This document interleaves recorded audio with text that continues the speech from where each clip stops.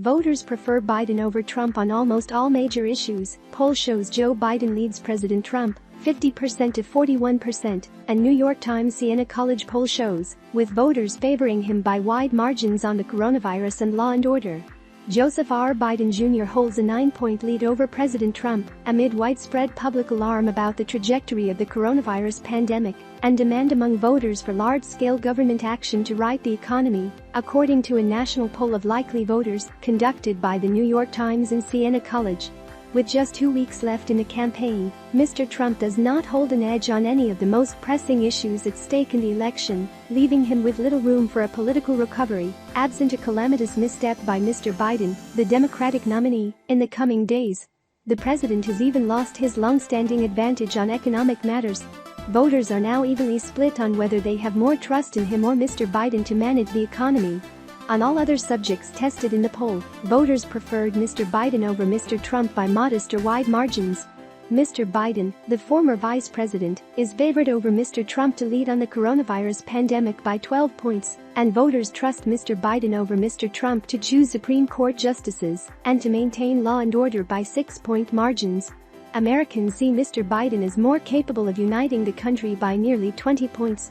Overall, Mr. Biden is backed by 50% of likely voters, the poll showed, compared with 41% for Mr. Trump and 3% divided among other candidates. Most of all, the survey makes clear that crucial constituencies are poised to reject Mr. Trump because they cannot abide his conduct, including 56% of women and 53% of white voters with college degrees, who said they had a very unfavorable impression of Mr. Trump, an extraordinary level of antipathy toward an incumbent president. His diminished standing on economic matters and law and order is a damaging setback for the president, who for much of the general election has staked his fortunes on persuading Americans that a Biden administration will leave them impoverished and unsafe.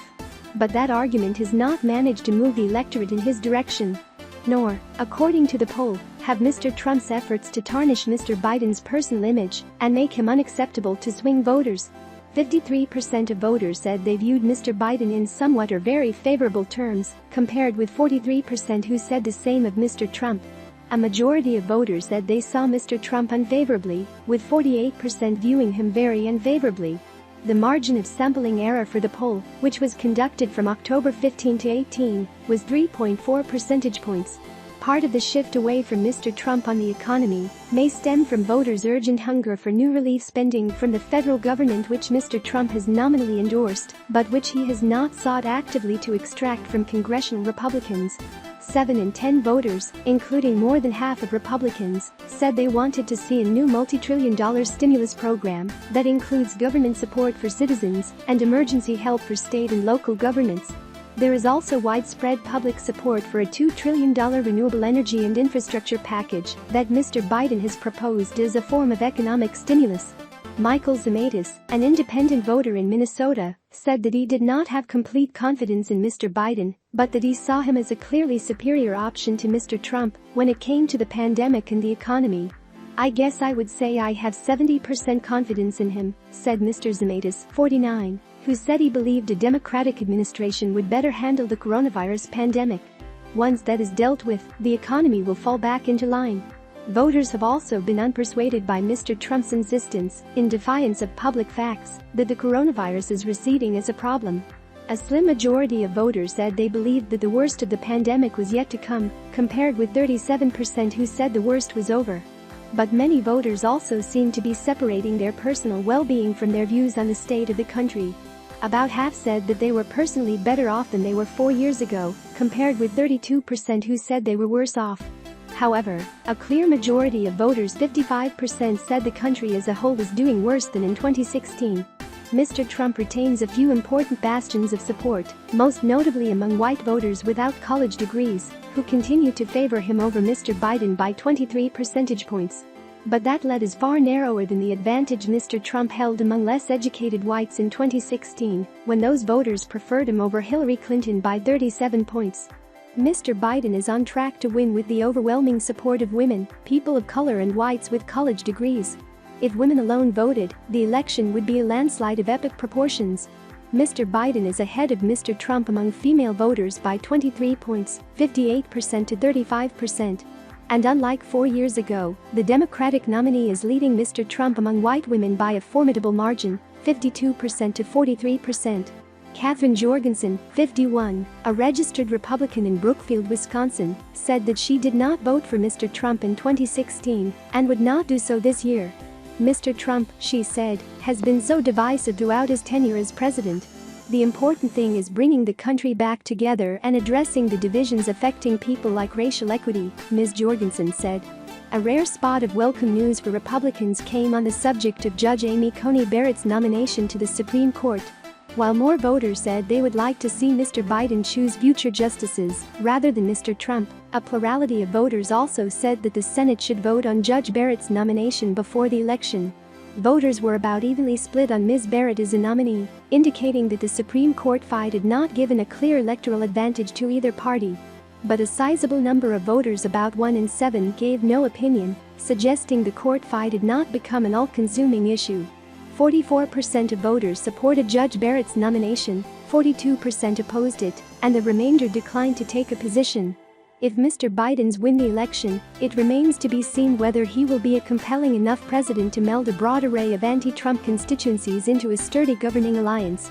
Cassandra Williams, 21, of Greenville, North Carolina, said she saw Mr. Biden as a flawed candidate who might nevertheless be sufficient for the moment. A college student majoring in chemistry, Ms. Williams said she hoped he would focus on the coronavirus and climate change at the outset of his presidency. If his opponent wasn't President Trump, he would be a subpar candidate, said Ms. Williams, who supported Senator Bernie Sanders of Vermont in the Democratic primary race. The poll shows that Mr. Trump is facing widespread rebuke because he has not met the great challenge of his presidency. Voters remain deeply concerned about the virus, with 51% of those sampled saying they feared the worst of COVID-19 was still to come, and just 37% saying they believed the worst was over. Among voters over 65, a bloc that has drifted away from Mr. Trump, the difference was even starker. 56% said they worried the worst was still to come, and only 29% said the opposite. Even more striking was the disconnect between Mr. Trump's cavalier approach toward wearing a mask to guard against the virus and the broad support to mandate the practice in public. Voters supported mandatory mask wearing, 59% to 39% overall, and among women, support for a mandate grew to 70%. Among voters over 65, 68% favored it, and even about 30% of Republicans said they backed a nationwide requirement. There was also hesitation on taking an eventual vaccine for the coronavirus, with 33% saying they would definitely or probably not take a vaccine after it was approved by the FDA. Mr. Biden, if he wins, will find consensus on some of his policy priorities. 2 in 3 voters supported allowing people to buy health insurance plan through the federal government, a so-called public option, and the same supermajority backed Mr. Biden's $2 trillion plan to increase the use of renewable energy and build energy-efficient infrastructure. Even more voters, 72%, said they backed the sort of package House Democrats have been seeking for months to send to Mr. Trump. A $2 trillion stimulus package that would extend increased unemployment insurance, send stimulus checks to most Americans, and provide financial support to state and local governments. In a sign of how broad the support is for additional relief, and the risk congressional Republicans may be taking if they block further spending, even 56% of Republicans said they backed another $2 trillion package. What may prove riskier for Mr. Biden and his party, though, is the issue that he has for weeks sought to avoid staking out a clear position on: adding more justices to the Supreme Court. The poll showed that 58% of voters said Democrats should not expand the court beyond 9 justices, and 31% said they should. Opposition was even firmer among independents. 65% of them said they were against enlarging the court.